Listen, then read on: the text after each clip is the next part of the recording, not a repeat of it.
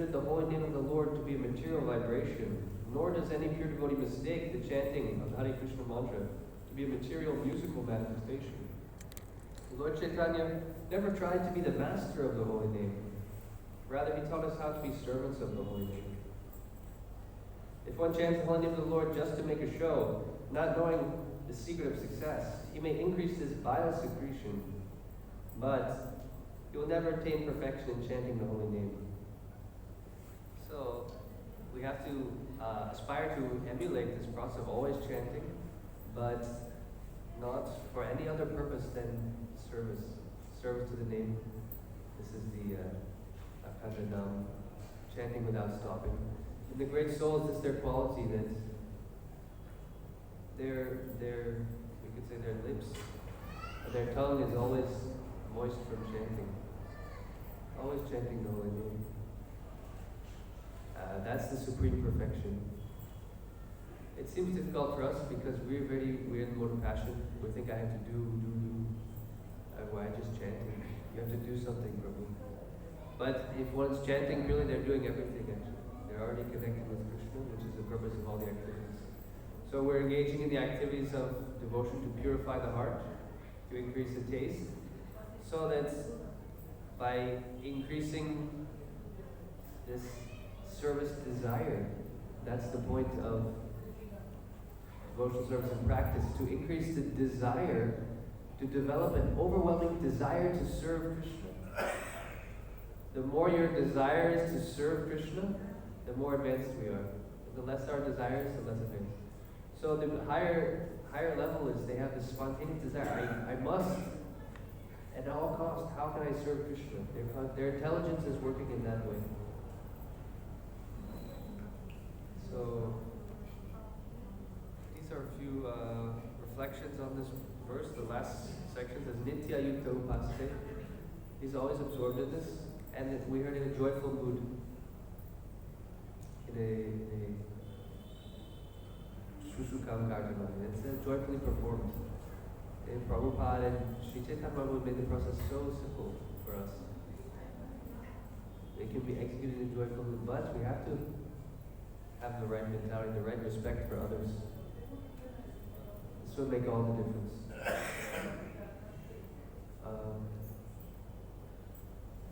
We'll pause, see if anyone has a question, comment, contribution. Haribol.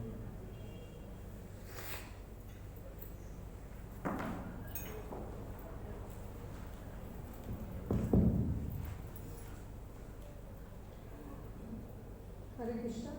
In the beginning you said that false ego, we are victim of false ego. We don't know it's so subtle that we never think that we are being, but we are.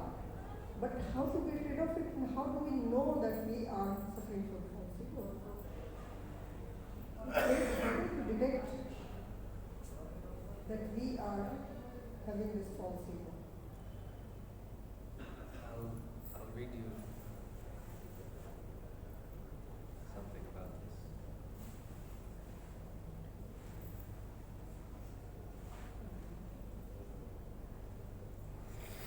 In the Nectar of Devotion, because I was reading this very nice book by Devaki Mataji about false ego. So she's helping shed some light how subtle this is, how it's affecting us even as practicing devotees. So here, she refers to Nectar of Devotion, chapter 3. Srila Prabhupada says, therefore anyone who has any desire or aspiration for satisfying his senses by becoming more and more important, either in the material sense or in the spiritual sense, cannot actually relish the really sweet taste of devotional service. So how much do we want to be important? The false ego is this, I'm the supreme controller, enjoyer, Ishwaraham. This Ishwara, I'm the controller, or I'm superiority. So to degrees that we're trying to push ourselves forward for whatever reason, behind this is the ego.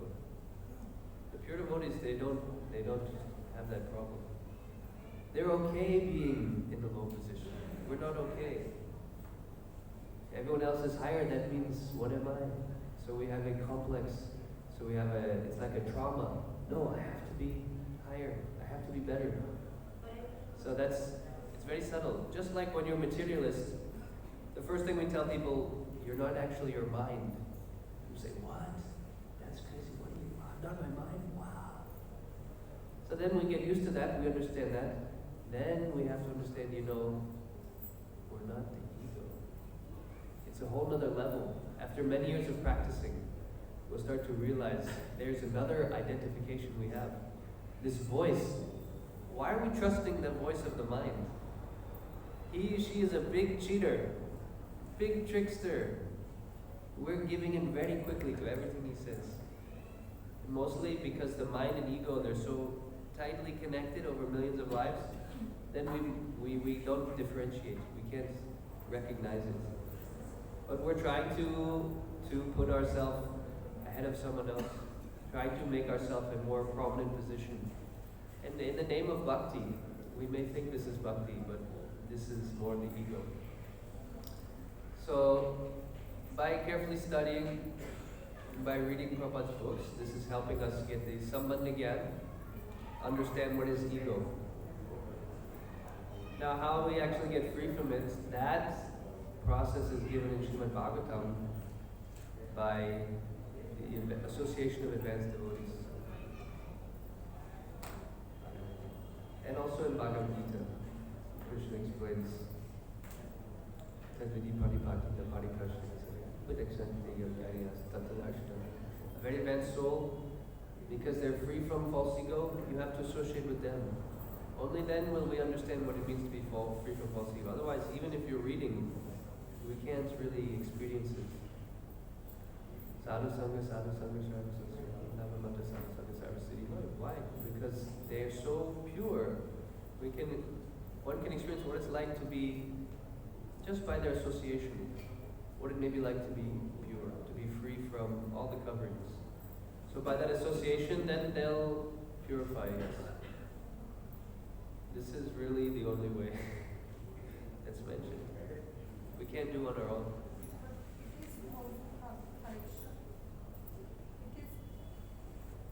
Hare Krishna. It is also said that without ego, you can't survive.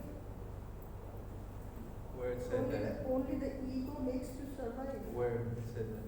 It is said that chit, man, chit or ahankar, these are three subtle bodies which make your body move. But this ego has to be transferred into not the false but some other ego. Yeah. Well, we have pure ego. Yes. Ego That ego is the spiritual soul, the spirit soul. Who we are spiritually. That's your real ego. So anything other than that is false ego. So everyone is existing internally. That's real ego. But it's not that we can't live without a false ego. No, we have to destroy the false ego. Therefore you'll see advanced devotees, they're very strict with themselves. It's like you have a wild dog. You have to tame the dog. He'll go around, he'll attack people, you have to sometimes beat the dog. Because it's so dangerous. So the more progress we make, the more careful we are about our mind. We're not just letting it go here and there anyway. And it has to be chastised, corrected. This is the active part of bhakti. Active assessment, evaluation. Never asleep at the wheel, so to speak. But we just have to know correctly which is the false ego or which is the real ego. Sometimes we don't identify false ego and which is the real. Yeah, so we continue the process, and more we discover the false ego. It will come gradually. It's not going to happen in one day. But more purification, and if we're sincere, we can pray and cry that why I'm so covered. I can't even see that I'm covered. Krishna will help us. Yeah, it's important to understand that we're not pure devotees. It's not to think, okay, I'm initiated, I'm chanting, maybe worshipping the deities, chanting 16 rounds, voila. But this is just the requirements. This is the beginning of bhakti. This is opening a door so you can walk in and now begin the process of purification. It's not the goal. It's not the end. It's the start. Hare Krishna. Yes.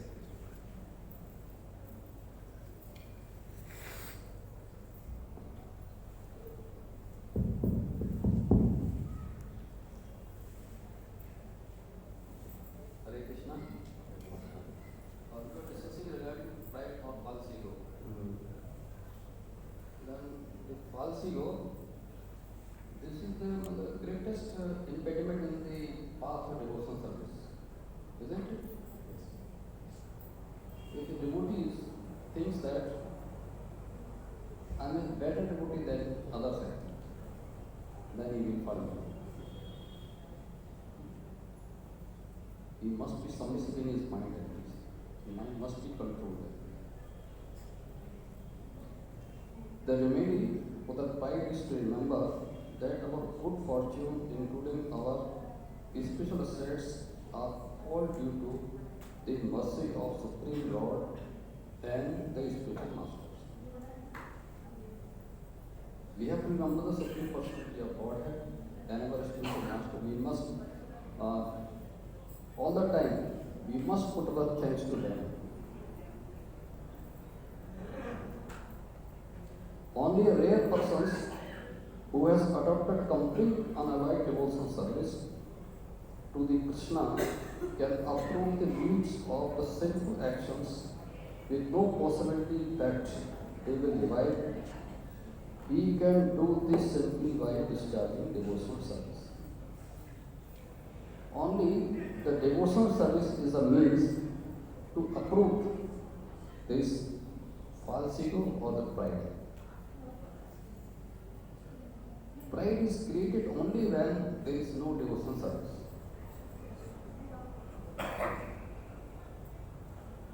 You have to go through the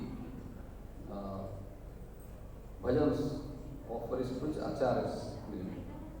They were very much submissive. Then only then you can control this actually, this false ego of pride. You don't consider yourself, you are the doer actually. You are. Doer of all the things actually. Master of all these things. One don't consider yourself. Because if you consider yourself the master of all things, that's the pride. Don't consider. You see that this is all because of the mercy of the Lord Krishna actually, or are being done by the three modes of material nature. Hare Krishna.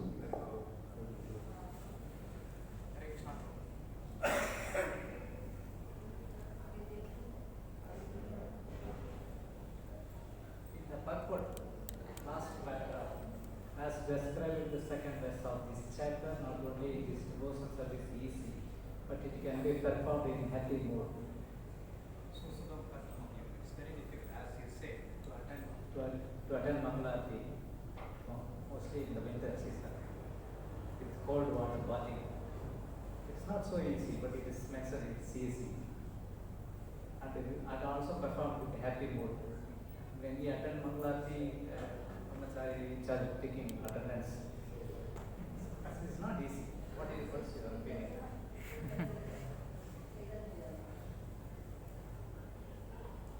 As described in the second verse of the chapter, not only is this devotional service easy, but it can be performed in a happy mood. Susukam Kartamavya. So this is explaining the process of bhakti, and he's also explaining in comparison with all other yoga paths, karma yoga, jnana yoga. They're saying bhakti yoga is very easy. It's very natural for the soul. It's very natural to glorify the Lord, to do our activity in connection with Him. So the process of bhakti is very easy. Prabhupada, the great souls, they're speaking their experience. Srila Prabhupada Bhakti is very easy. So in general, the process is described as easy, but for conditioned souls it's difficult. We have so much baggage that we're carrying, which just makes it, even like you said, basic things will become challenges. It can be performed in a happy mood. The point is once sufficient amount of anarthas are removed, then it becomes very happy process. As long as so many anarthas are there, then we're still feeling very frustrated, very stressed, very difficult. But at a certain point, we understand from the process of Bhakti during the Damini. At a certain point, then one begins getting more taste, and that taste will carry one. They don't have to struggle so much because they're motivated by a desire, by a taste. So it's in one sense easy, in the same sense it's difficult. But being grateful and a devotee is always satisfied. This is an important thing. Even if it's struggle, if he's satisfied in any situation, he can be joyful and blissful. It's a quality of the sadhu, to always be satisfied. It's not easy to cultivate this, but God will be satisfied. If he has a lot of money, if he has no money, if food comes, food doesn't come, he can find this quality of satisfaction. So based on gratitude, then one can develop satisfaction. And if you're satisfied, then we can be happy.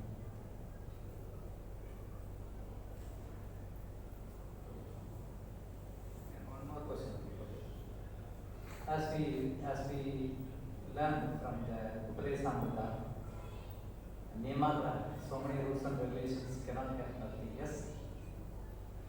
But in this verse, the second paragraph, all the rules and regulations are offered by the great acharyas for those who are actually interested in getting admission into the association of spirits that guarded in the thoughts of the world. They are called Mahatmas. Conflict, right? It's not just by following the rules that one develops bhakti. There's two obstacles given by Rupa Goswami. One is you just follow the rules, but you don't know what is the goal. What is the point? This is when we're just doing the activities. We don't understand the activity is meant to awaken a taste. A certain taste in relation with Krishna. If we're not conscious of that, then we're just going through, you have to do this, you have to do that, the rituals, the required service. We don't know why, exactly what. We haven't realized that there's a purpose why we're doing those things. So that's one obstacle. And then the other is you're not doing any rules and